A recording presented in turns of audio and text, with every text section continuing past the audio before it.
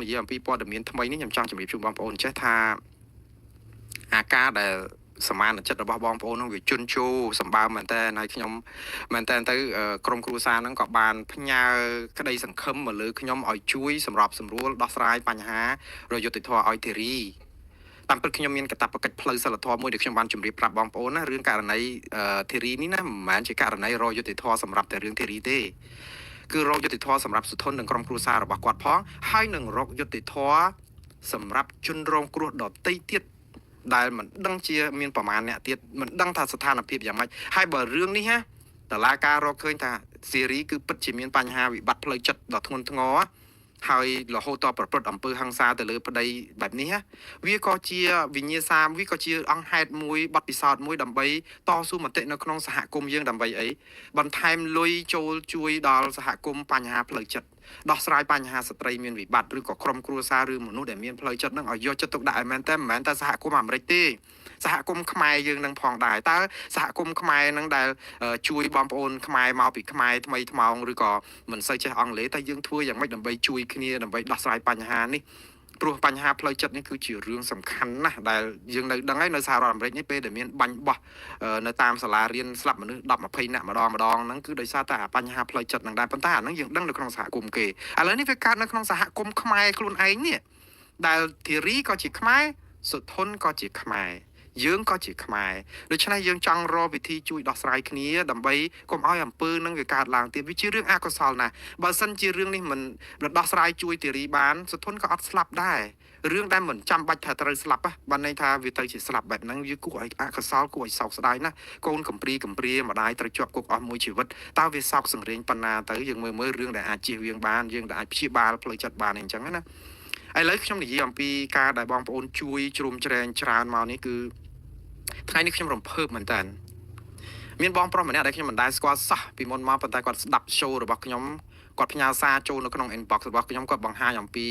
ថាបងបន្តជួយគ្នាតទៅទៀតណាបងឯងប្រឹងជួយក្រុមគ្រួសារជួយធីរីជួយរកយុត្តិធម៌ឲ្យនាងផងអីអញ្ចឹងទៅពួកគាត់គ្រប់គ្រងអញ្ចឹងរហូតតល់តែបង្ហើបប្រាប់ថាបើសិនជាម្ដាយធីរីណាមីងពេជ្រនេះ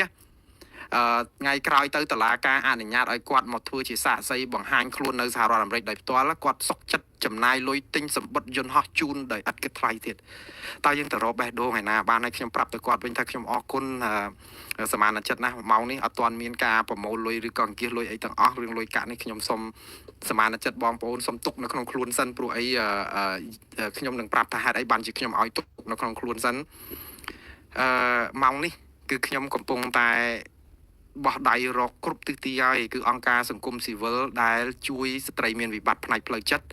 ហើយខ្ញុំបានតាក់ទងបានអង្គការមួយនៅឯញូវយ៉កឯណោះដែលគាត់មានបណ្ដាញនៅទូទាំងសហរដ្ឋអាមេរិកគាត់ថានឹងជួយរកមេធាវីជួយរកអ្នកប្រឹក្សាផ្លូវចិត្តជួយរកមធ្យោបាយសពបែបយ៉ាងដើម្បីនឹងធ្វើយ៉ាងម៉េច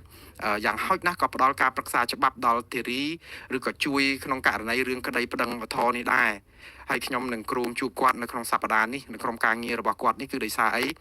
ខ្ញុំសំណាងដែរដោយសារអីបងប្អូនគាត់ស្ដាប់ខ្ញុំគាត់លឹងរឿងហ្នឹងទៅគាត់យល់ថាសាច់រឿងនេះគឺជាសាច់រឿងដែលមិនមែនបោកបញ្ឆោតឆបោកឬក៏កុហកអីអញ្ចឹងទៅគាត់ចង់ស្ដាប់សាច់រឿងគាត់ចង់ជួយខ្ញុំដោយសារតែរឿងហ្នឹងឯងបានខ្ញុំថាដំបូងយើងត្រូវរកមេធាវីដែលមិនរកប្រាក់កម្រៃគឺជាមេធាវីដែលធ្វើការឲ្យអង្គការសង្គមស៊ីវិលគាត់បានមូលនិធិពី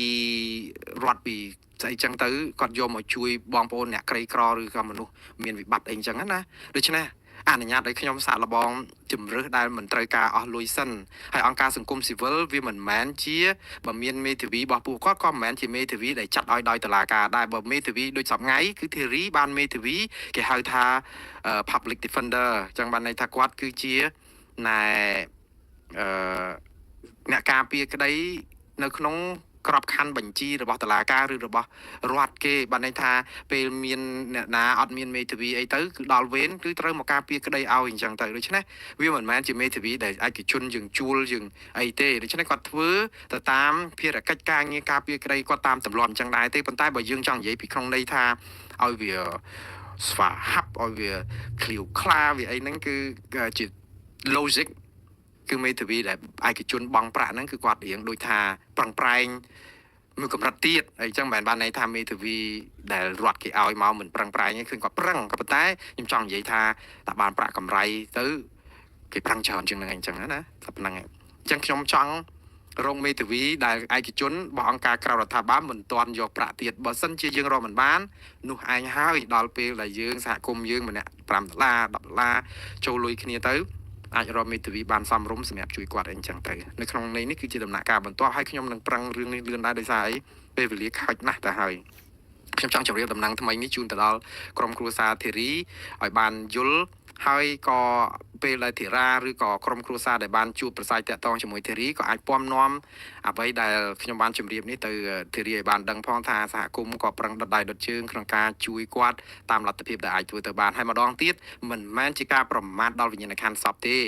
គឺជាការរកយុត្តិធម៌ទាំងអស់គ្នាហើយរឿងសពយើងមិនអាចកោះគាត់ឲ្យហៅមកបានទេប៉ុន្តែយើងត្រូវរកមូលហេតុអីបានជាគាត់ស្លាប់ឲ្យអស់ចិត្តដើម្បីបង្ការកុំឲ្យមានរឿងនេះកើតឡើងចោះមានជនរងគ្រោះប្រមាណអ្នកទៀតនឹងរងគ្រោះដោយសារអំពើបែបនេះកើតទៀតបើសិនជាយើងអាចទប់ស្កាត់បានតើយើងនឹងសង្គ្រោះជីវិតមនុស្សបានប្រមាណសង្គ្រោះគ្រួសារបានប្រមាណសង្គ្រោះសង្គមយើងបានប្រមាណទៀតណាបាទនេះគឺជាដំណឹងមួយដែលខ្ញុំចង់ជម្រាបបងប្អូនក្រុមគ្រួសារទាំងអស់ពីករណីរបស់លឹមធីរីមួយទៀតគឺតកតងនឹងបងប្អូនអូយផ្ដាល់យោបល់មកបងប្អូនខ្លះនឹងសុបស្ម័គ្រចិត្តជួយបកប្រែជួយពិគ្រោះផ្លូវចិត្តឲ្យបើសិនជាត្រូវការបងប្អូនខ្លះបង្ហាញអំពីសមានចិត្តថាមានកិច្ចការអីឲ្យតាក់ទងពួកគាត់ក៏ត្រូវរៃលុយគ្នាយ៉ាងម៉េចត្រូវប្រាប់ឲ្យគាត់ជួយផ្សព្វផ្សាយយ៉ាងម៉េចក៏រីរៀងនឹងធ្វើ